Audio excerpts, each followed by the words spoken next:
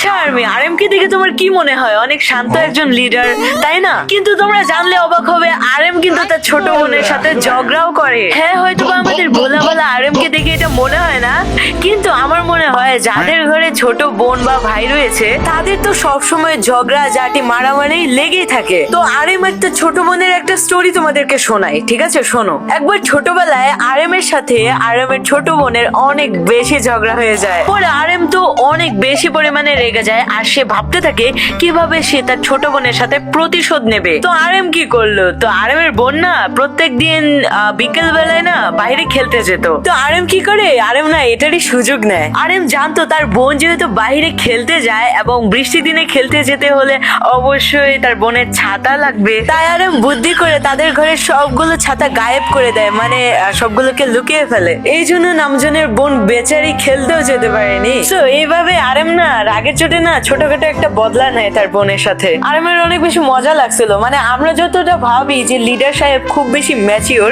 ততটাও ম্যাচিওর কিন্তু আরএম নয়। মানে আমাদের আরএমও ছোটবেলায় আমাদের মতনই দুষ্ট ছিল ভাই।